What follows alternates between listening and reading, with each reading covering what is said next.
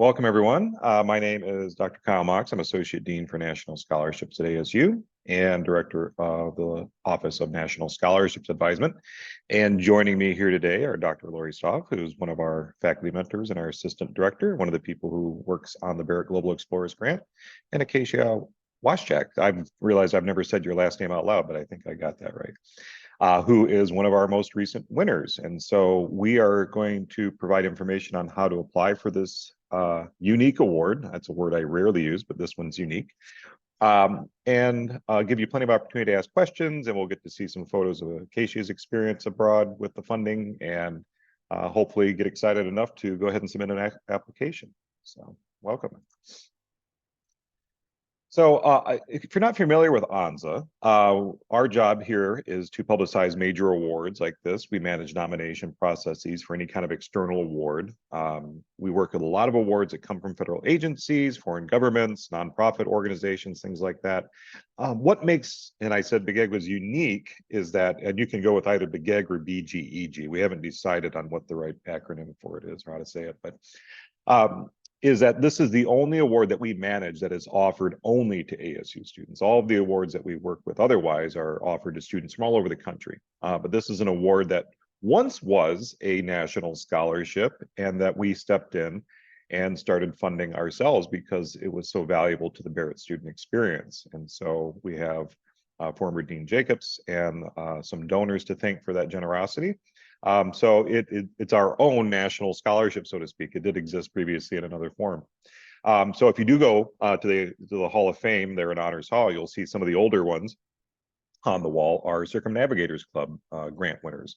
That was the original external award, and then it was renamed as the Barrett Honors Intercontinental Study Award. And then we rebranded again once more when Barrett started pivoting towards global initiatives and really brought on a director of global initiatives and really amped up our study abroad. So this is part of the overall Barrett Global umbrella. So, and it's all part of our larger mission as well to support personal, professional, and academic growth of our students. So really great opportunity for that.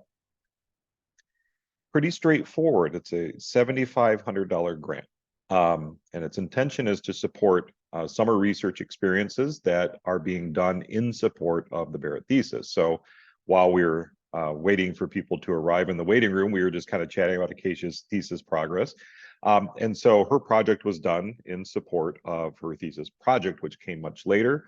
And so it could be exploratory research. It could be very focused research if you have a specific research question already and need to go somewhere to answer that. But it's wide open, and it's not field specific or anything like that. But the idea is that this trip will be done in support of your thesis. It is therefore only offered to Barrett students, so that's one of the eligibility criteria.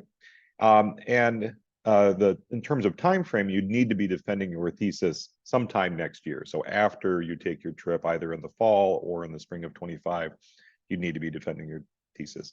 If your plan is to defend after that, then we would ask that you wait till the next cycle to apply.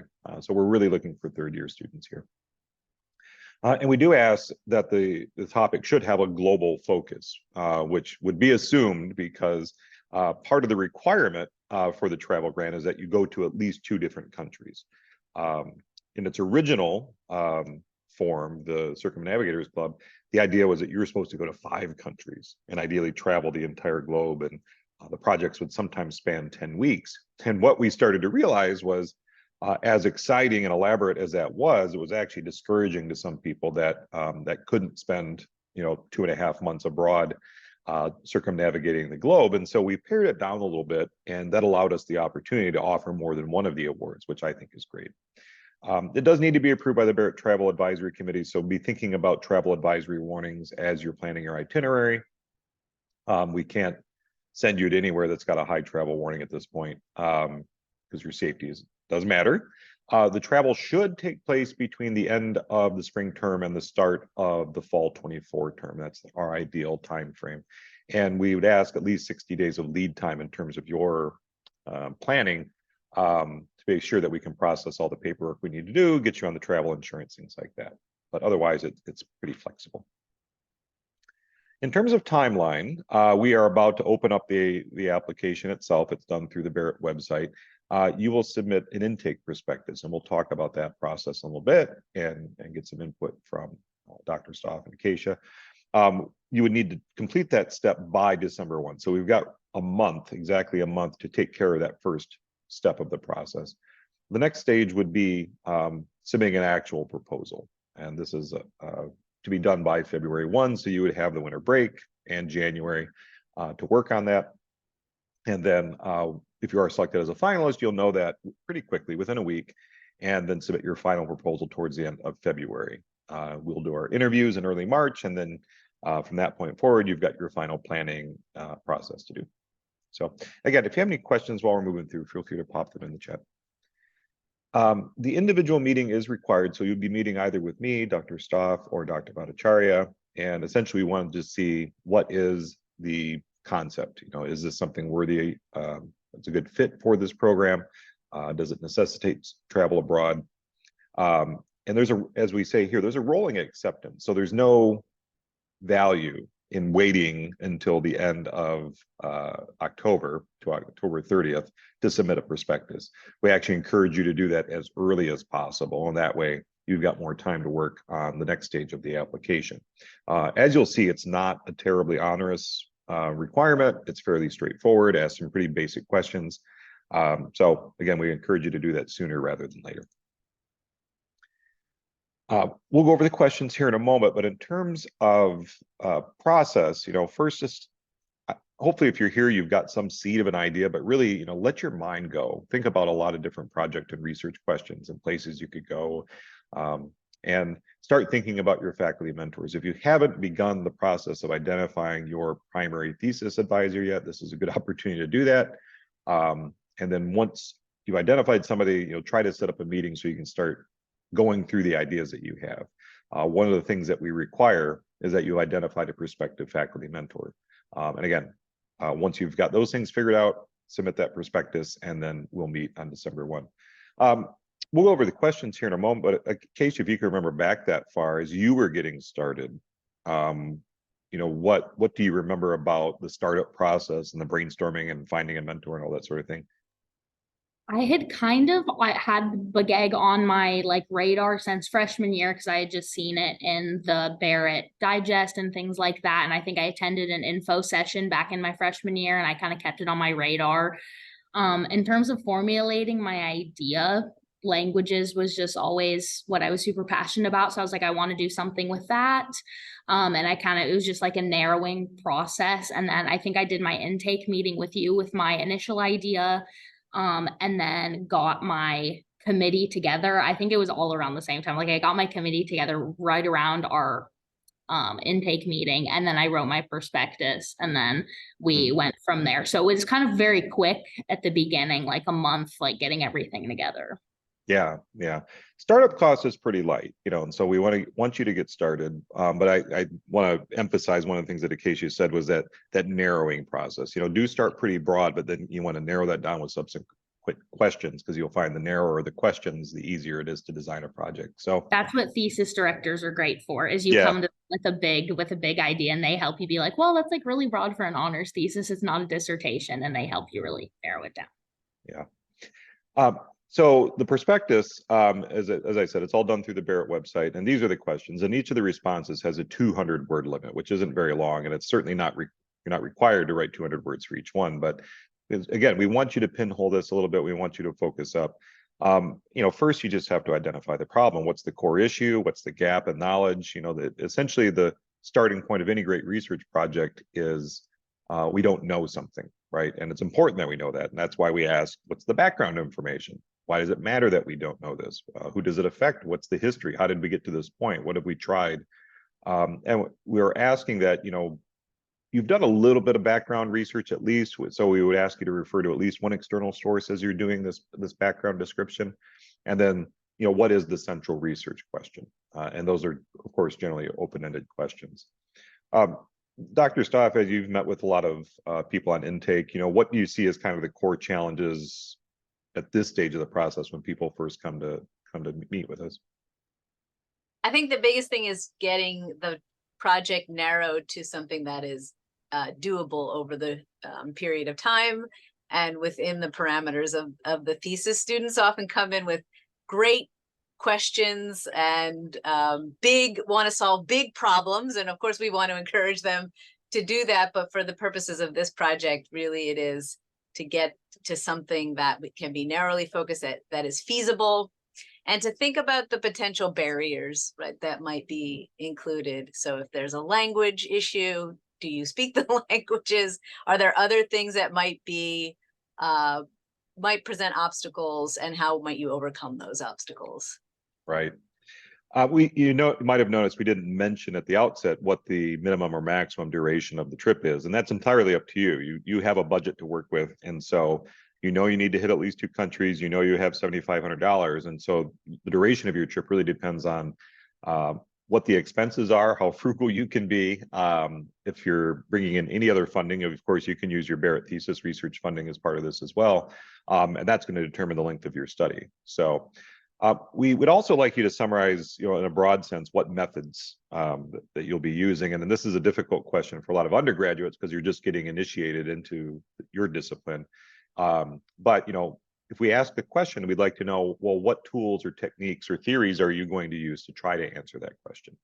The running joke that we make is, well, if you don't know, just do a survey, and that seems, we make that joke because that's what a lot of students do when they don't know what else to do. But this is a great opportunity to get to know your faculty mentor better, to understand, well, how do people in this particular major or field of study or discipline, how do they answer these questions? If I'm a sociologist, what tools do I use? If I'm an anthropologist, what tools do I use? If I'm, if I'm a linguist, what tools do I use? And those are really just the different ways different types of scholars try to answer the big questions.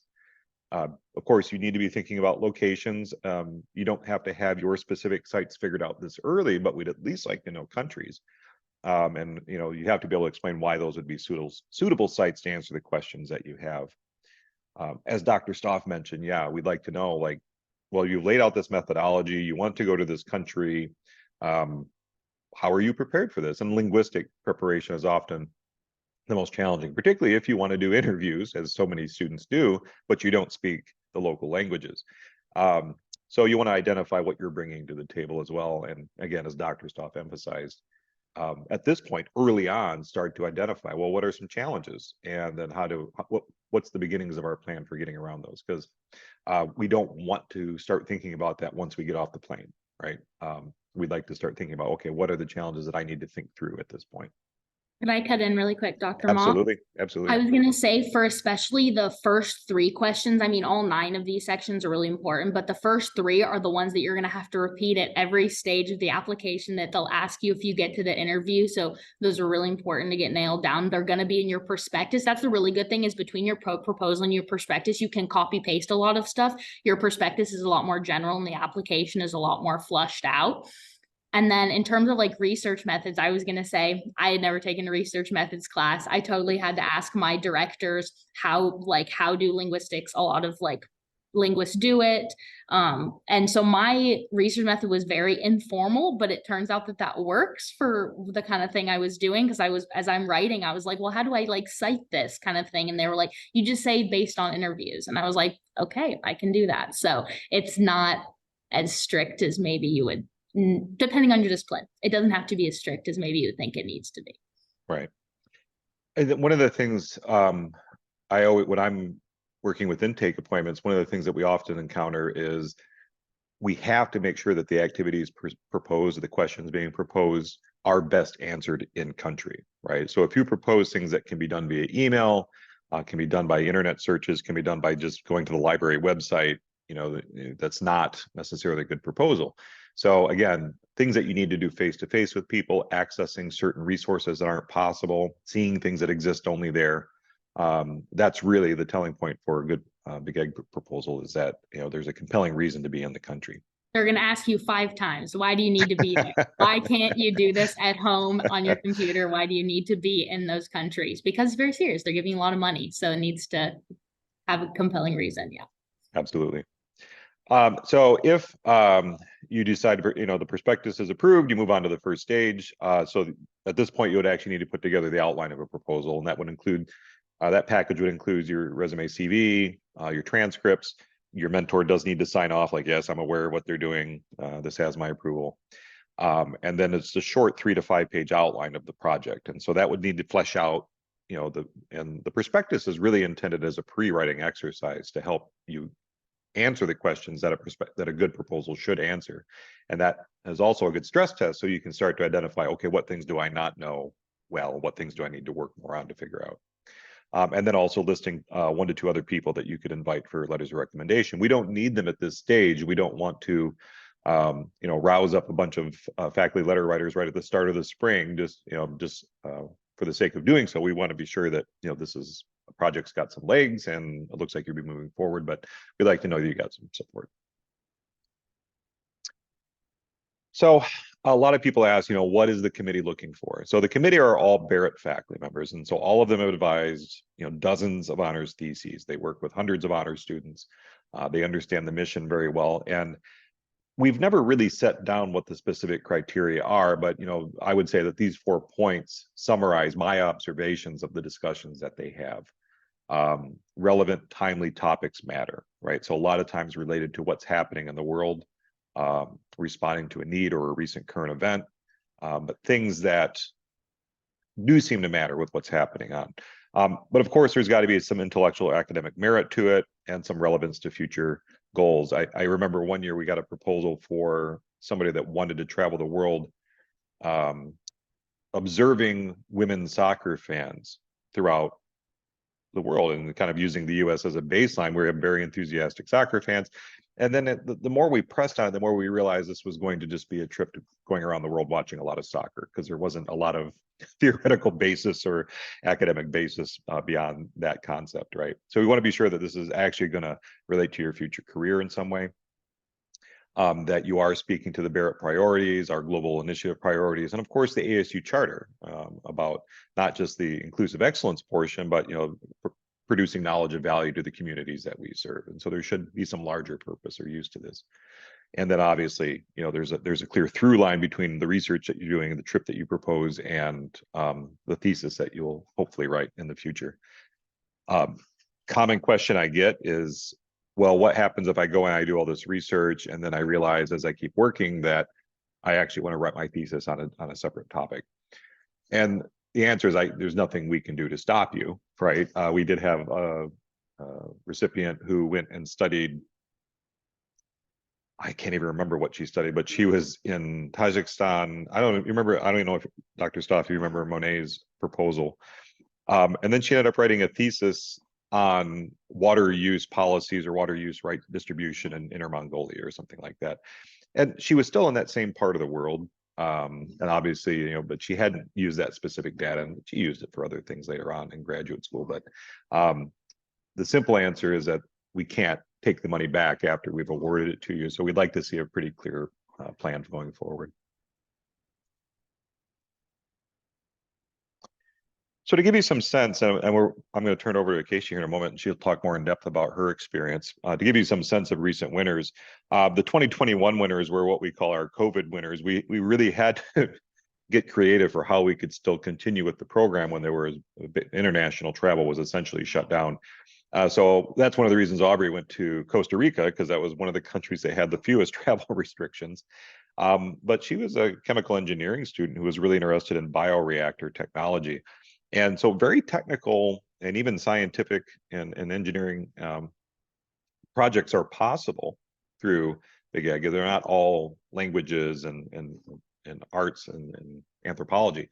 But she had found a number of labs in Costa Rica that were using biological processes to solve certain engineering issues. That's the best explanation I can give you. Santana Solomon actually at this year ended up doing a domestic study. She was going to go to Canada, but then things got a little worse and she couldn't get in, but she was really interested as a aspiring physician, how we can use environmental design to better treat or better make a better environment for people suffering from dementia. So she went around to a bunch of different places to observe, and really good argument for why she needed to be in place. Like, you can't look at pictures, you can't look at schematics. 2022 project to Mexico, and I think that we actually this is when we kicked in the 2-country policy, because travel was starting to open back up, and our committee actually agreed to increase funding for Valeria because they thought the project was so relevant. So she was really interested in why so many pregnant women in Mexico were hesitant to get the COVID-19 vaccine. It was a combination of public relations and mistrust of government. Callie Schwan, who now actually works for Barrett, she was very interested in the application of trauma-informed healthcare in Costa Rica and the Dominican Republic as a pathway into helping people that were being rescued from human trafficking situations. So really good theory base there as well. So I will let Acacia talk more about her project, but our other project, and this is interesting to point out, was a partners project. And yes, you can actually propose a project done that's more than one person. We will not increase the amount of funding. So the more people that you add to the project, the more you are restricting that. Is there a limit to the number of people that can be on a project? No. But if we had 4 or 5 people, all of the budget at that point would be going just to airfare, and it would be a very short trip and maybe not that compelling. So Priyati and Gabby actually went to the Max Planck Institute and the Sorbonne, working with 2 researchers that are doing some really cool cutting edge stuff with carbon capture solutions using bioengineering and synthetic biology to engineer food in its simplest terms. But I'm surprised I remember that much about it. But Acacia, tell us more about your project. As you can see, the title here was State of Minority Languages in the Islands of Sardinia and Corsica. But in layman's terms, what does that mean? So Sardinia and Corsica are 2 islands off the western coast of Italy, and historically they were both part of Italian kingdoms, but now Corsica is a part of France and Sardinia is still a part of Italy. And so, but they have very similar minority languages spoken on the island. On Corsica, there are 2 besides the official language of French, since it's part of France. And then in Sardinia, they have 4 in addition to Italian as the official language. And the one spoken on the southern part of Corsica, because it's Corsica on top, Sardinia on bottom, and the one spoken on northern Sardinia is very similar. They're in the same language family. So I kind of wanted to compare and contrast the situation of the minority languages and how this kind of started. Is I knew I wanted to do something with minority languages, since for me, I'm a polyglot. I really am passionate about languages and preservation of culture through languages. And so I was kind of researching the minority languages and how they're handled in Europe and, you know, what the situation is. And I had said to my director, funnily enough, I was like, I don't want to do Italy. I was like, Italy, there's too much going on, too many languages. And then she sent me a study that had basically done a survey of how many online resources were available in all the minority languages of Italy. And I saw that for Sassarese, which is the one spoken in Sardinia, there was like none. And I was like, that's interesting. And I was like, well, that actually, you know, island, that kind of makes research easier because it's isolated. So I'm not worried about, you know, zones or kind of and like transition zones as much. It's much easier to do it. And then I saw that, and then even Corsican was listed on there since it's part of the same language family. And so I was like, well, since they're part of 2 different governments, I was like, that'd be really interesting to compare and contrast the situations on both islands. And so I cold emailed people at both universities, and it ended up being really easy to find people in Sardinia because we have a good Italian department that I'm familiar with because I'm an Italian tutor at ASU and I've done Italian classes. I found it ended up being easier to find people in Sardinia, and then they connected me with people in Corsica because none of my cold emails to people at the University of Corsica were actually answered, interestingly enough. So because the 2 islands have a really good relationship and very close relations, that made it really easy to get contacts in Corsica from my Sardinian contacts. And so I spent 2 weeks in Corsica and 2 weeks in Sardinia, so total grant period of a month. At the university working with the scholars that are working on the minority languages, and just it was really an observational study and then interview based, talking to people about, you know, what language resources are out there, how is the government helping, what are the universities doing, what grassroots organizations are doing. So this picture is a good example. So Pratica Lingua d'Avretu is a organization that teaches Corsican. So Corsican is actually, depending on who you talk to, it's 3 or 4 dialects. And I focused on the Southern dialect specifically, like in a lot of countries, there's the North-South phenomenon, and the Southern dialect is in more danger than the Northern dialect. And so that's the one I decided to focus on. And this language school partners with a national organization like that's kind of out of France, but it teaches the Southern dialect specifically. So they have these Pratica Lingua institutes all over the island, but this one specifically teaches the Southern dialect. And so I went with the girl standing next to me, who she's doing her PhD right now on Corsican. I think hers is general, like Corsican on the island, not the Southern dialect specifically. So we went and just observed a Corsican language class, and then it also happened to be a day that they were doing their community like singing group.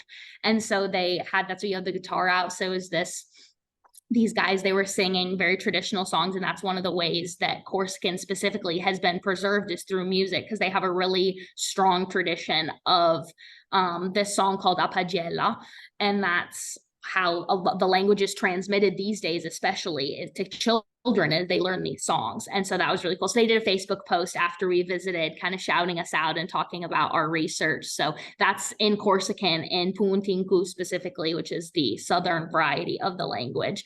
And so I thought that was a cool thing to share. But yeah, so I did 2 weeks in Corsica, and then I went down to Sardinia. So these pictures are from Sardinia. So ironically enough, they love Arizona there. They think it's Colorado, but it's actually Arizona. Anyway, they have a lot of things named Arizona, so I took a picture with that because I thought that was funny.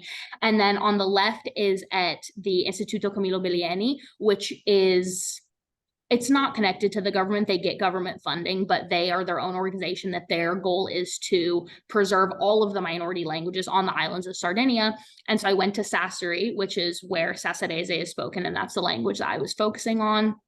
And they offer language classes, and then they are also the ones who spearheaded the effort to standardize the language, which was huge for the preservation of the language. And really I went at a really exciting time because the standard had just been published in November and I went in April, and so had been a couple of months. So it was a really cool period to see there that now projects were starting to ramp up now that there was a standard.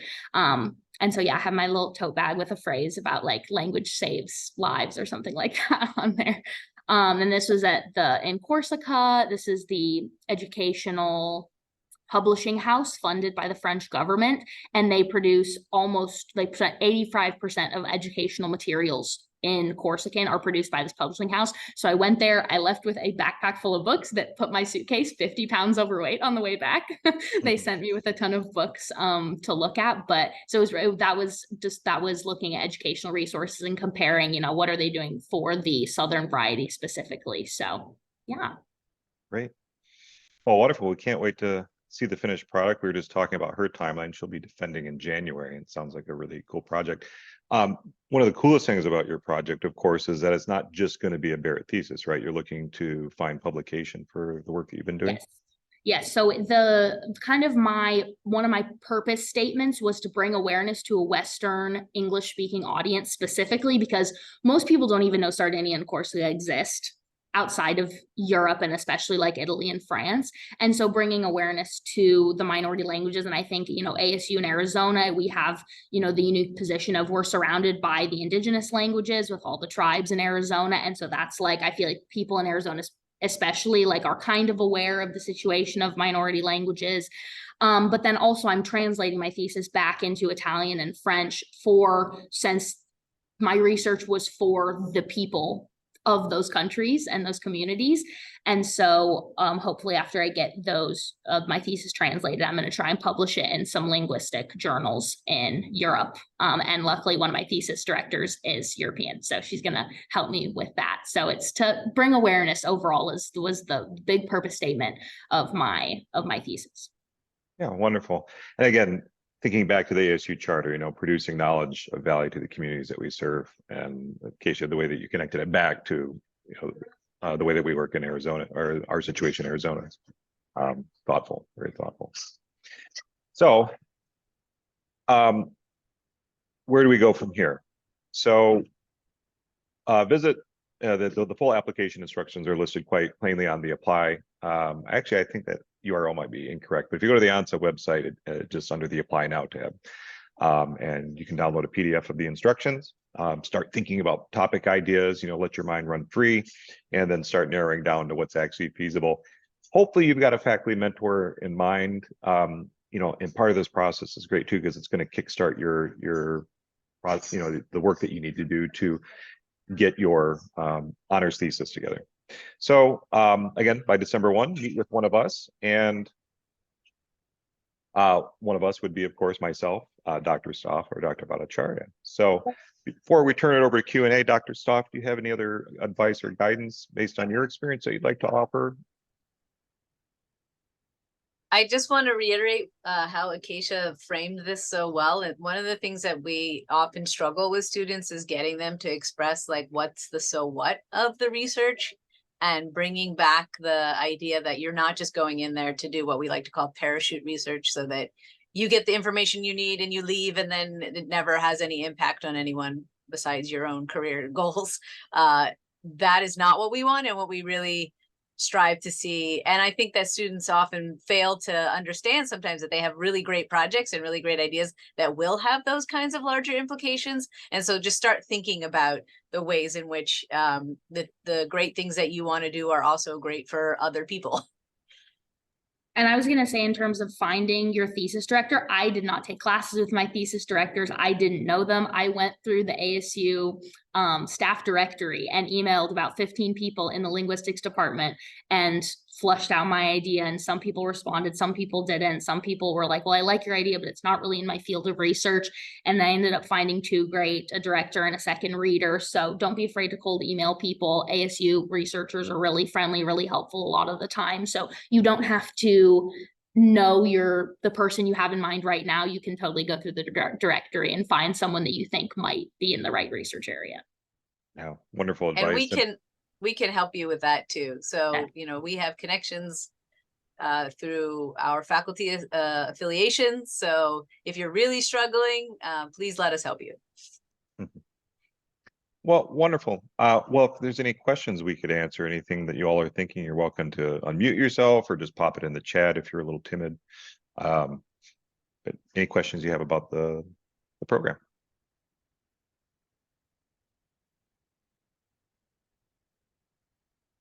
Hi, I just had a couple like logistical questions, I guess.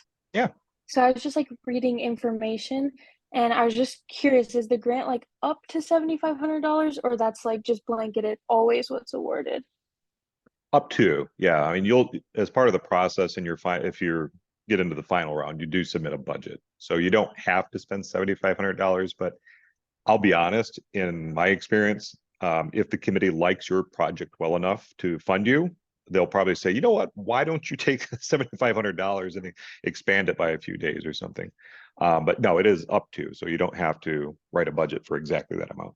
Yeah, in my case, I asked for $6,000. And then as I was booking accommodation and some travel stuff, it ended up being more than I expected. So I went back and asked for $500, and that ended up working out, but I was still under the 7,500. So there's kind of wiggle room with that.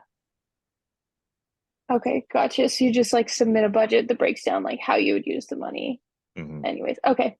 All right. Okay, that clarifies that. I think that's all the questions I have for now. Thank you. Great. Any other questions?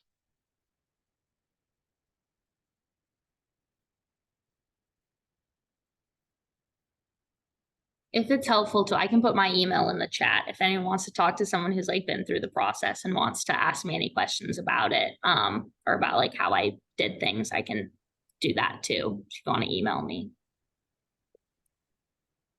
And I was correct, that URL apply-now is obsolete. We had recently done a website renovation. Sorry about that. But apply is pretty close. So, and that'll, you can get the whole PDF and instructions there as well. Cool. Last call for any questions. Well, as I said, the portal will open up on November 1, and you can actually get in through the Barrett Scholarship Application portal, and that's where you'll submit your prospectus. But of course, between now and then, you can be doing your brainstorming, reaching out to faculty, starting to get the ball rolling. And even if you feel like you need some additional input, don't hesitate to reach out to us if you need some help getting started. It's not as if we won't talk to you until you've submitted a prospectus. We're happy to help get you started as well. But yeah. Well, Dr. Stoff, Keisha, thank you so much for your input. To me, this is one of the more exciting things that you can get to do as a Barrett student. There's a lot of opportunities for study abroad and research, but this puts all of it together. And what's coolest about it is that it's entirely of your own design and thinking, right? You are doing a trip and a project that nobody else has done and nobody will repeat. And not only just for your own personal development, but you actually think about as you go off into graduate study or the working world, that's really something great to have on your resume. So wonderful. All right. Well, thank you all so much. And as I mentioned, this recording will be available later once we finished our other session. So if you needed to refer back to, or if you have some friends that wanted to be here but couldn't, they'll be able to access that as well. So thank you all so much. Dr. Mox, I wanted to tell you something. It's fine after we're done. Okay, great.